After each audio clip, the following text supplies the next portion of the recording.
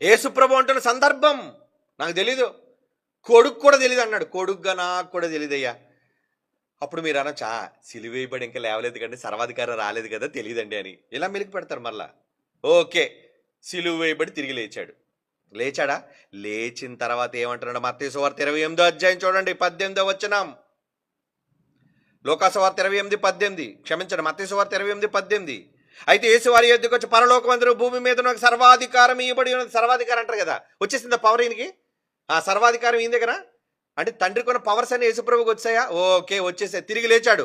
లేచిన తర్వాత అపోస్తుల కార్యాలు ఏం మాట్లాడుతున్నా చూడండి. అపోస్తుల కార్యాలు 1:7. సర్వాధికారం పొందుకున్న తర్వాత యేసుప్రభు వారు చెబుతున్న మాట ఏంటా మాట? అపోస్తుల కార్యములు 1వ అధ్యాయం 7వ వచనం. ఏంటా మాట?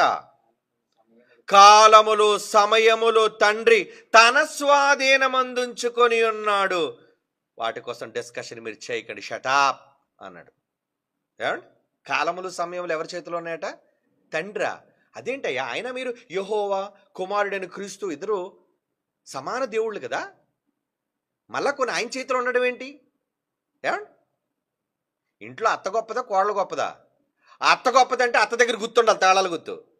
కోడలు గుర్తుంటే కోడలు గొప్పదైతే ఏమండి, 80 తాళాలు ఎక్కడ ఉండాలి? కోడల దగ్గర ఉండాలి.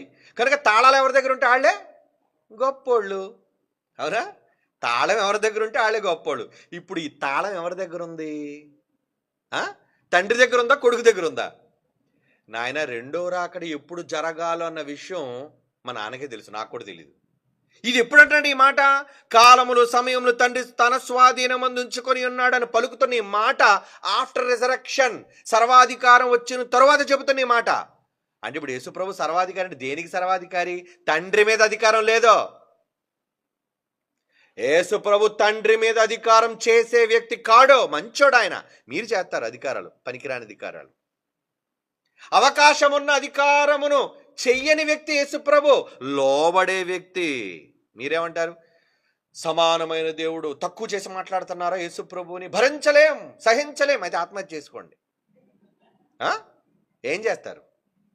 ఇన్ని మాటలు మీరు చూపించేది ఏదో ఎంగిలి మాట్లాడితే 1-2 మాటలు చూపిస్తారేమో. బైబిల్లో అలిసిపోయినంత వరకు చూపిస్తాను ఇప్పుడు నేను.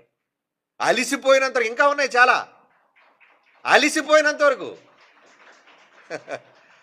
దేవుని పిల్లలారా, మిమ్మల్ని అవమానపరచాలన్నది కాదు నా ఉద్దేశం. తెలుసుకోండి. తప్పుడు వాదనలు, తప్పుడు సిద్ధాంతాలు ప్రజల మధ్యకు ప్రవేశపెట్టకండి. ఇట్స్ సిన్, పాపం. నేర్చుకోవడానికి మీకు అహం అనేది అడ్డు వస్తుంది కదా, పనికిరాని దరిద్రపు అహం. తెసాయి దాన్ని. అహం ఎందుకయ్యా నీకు? నేర్చుకో. మా దగ్గర పోనొద్దు, నువ్వు నేర్చుకోవద్దులే, ఎందుకంటే నువ్వు మహాజ్ఞానం కదా. బైబిల్ దగ్గర నేర్చుకో. మా దగ్గర రావడానికి నీకు సిగ్గుచేటు, మా దగ్గరికి రావడానికి నీకు చిన్న చూపు. బైబిల్ దగ్గర కూర్చో, బైబిల్లో రాయబడిన మాటలు చదువు. యేసుప్రభువుకు తెలీదా? తెలీదు.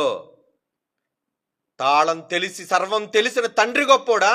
తెలియని ఏమండి, మృత్యువుని గెలిచిన తర్వాత కూడా నాకు తెలియదు అంటే యేసుప్రభు గొప్పోడా? ఏమండి, అలాగని యేసుప్రభు తక్కువడని కాదు మన ఉద్దేశం. తండ్రిని మించినడు కాడు, తండ్రి కన్నా గొప్పడు కాడు, తండ్రి సమానుడు కూడా కాదు. తండ్రి సమానుడుగా మనం అనుకుంటున్నాం, ఏమండి, మనం భావిస్తున్నాం. ఏమని అప్పుడప్పుడు అంటున్నాం, ఏమండి మీరు నా తండ్రి సమానులు అంటే. కన్నాడా నేను? మనం మాట్లాడుతూ నా తండ్రి సమానులండి మీరంటే, మీ అమ్మ మెళ్ళ తాళి కట్టాడు ఆయన? తండ్రి సమానుడు నువ్వు అండంలో ఉద్దేశం ఏంటి? మీరు వయస్సులో మా తండ్రి ఎలాగైతే ఎంత ఏజో మీరు అంత ఏజ్ అండి, అందుకే నా తండ్రిని మీలో చూస్తున్నాను, నా తండ్రితో సమానంగా మిమ్మల్ని భావిస్తున్నాను. అలా నువ్వు ఆలోచించుకోవాలి. తండ్రి యేసుప్రభువుకి తనతో సమానత్వాన్ని ఇచ్చాడంటే తండ్రికి మించినోడని కాదు, తండ్రికి తెలియని విషయాలని కాదు. కూర్చొని ఆయన నేర్పిస్తాను, కూర్చో. ఎక్కడికి వెళ్తున్నావు? భూమి మీదకి వెళ్తున్నావు కదా, కూర్చో, పలక బలపం తెచ్చుకో. మాస్టర్ ముందే చెప్పాను కదా, తండ్రి నాకు ఏదైతే నేర్పించాడో నేర్పిన సంగతులే తప్ప నేనేది మాట్లాడను. నేర్పించాడు ఆయనే, బాగానే ఉన్నాడు. నేర్చుకుని యేసుప్రభు తక్కువ చేసుకొని నేను గొప్పవాడు కాడు, నా తండ్రే గొప్పవాడు అని ఒప్పుకొని బాగానే ఉన్నాడు. మీరెందుకర్రా ఒప్పుకోలేకపోతున్నారు? ఎవడు నేర్పించాడు ఈ దుర్బోధ? ఎవడు నేర్పించాడు ఈ తప్పుడు విధానం? మారండి, విధానం మార్చుకోండి. అమ్మ ఇప్పుడు మార్చేసుకుంటే ఎలాగండి? ప్రజలందరి దగ్గర అవమానించబడతా అంటే నరకానికి పోయడం మీకు ఇష్టమేనా? ప్రజల నుంచి సర్వనాశనం అయిపోవడం మీకు ఇష్టమేనా?